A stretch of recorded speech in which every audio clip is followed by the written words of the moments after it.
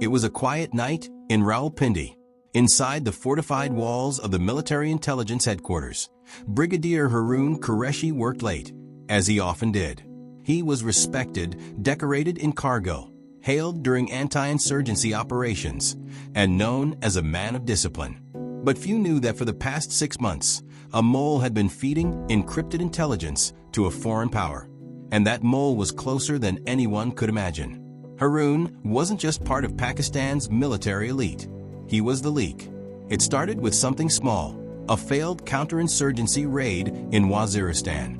The militants were waiting, almost as if they had been tipped off. Then came the Karachi naval base attack, too precise, too surgical.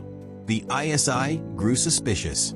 Internal security launched Operation Rising Silence, a covert hunt for the insider, led by Colonel Zubair, a cold, methodical officer with no room for error. They began surveillance within their own ranks.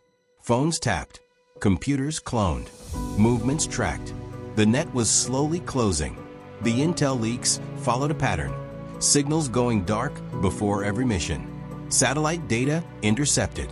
Even agents in Balochistan found compromised. Someone was feeding coordinates, access protocols, strategic plans. Colonel Zubair suspected someone high-ranking. All evidence pointed to a man with access to the core, the Strategic Command Database. Only 6 officers had clearance. Brigadier Haroon was one of them. Haroon Qureshi's father had served in the 1965 war. His grandfather died in Burma fighting for the British Indian Army. Patriotism ran in his blood. So why did he turn? Because the enemy wasn't just a foreign nation. It was personal. Years ago, during a covert mission in the Northwest, Haroon's younger brother, Captain Cameron, was labeled a traitor after a failed sting operation. But the truth was buried. Haroon believed the military had sacrificed his brother to protect a general's mistake. That betrayal festered for years. And when a foreign intelligence agency approached him with an offer, revenge in return for secrets, Haroon didn't say yes. But he didn't say no either. Operation Rising Silence found a weak link. An encrypted USB left plugged into a restricted server for 5 minutes longer than the protocol allowed. That was the crack. Digital forensics traced the breach to Haroon's terminal. Still, Zubair needed irrefutable proof.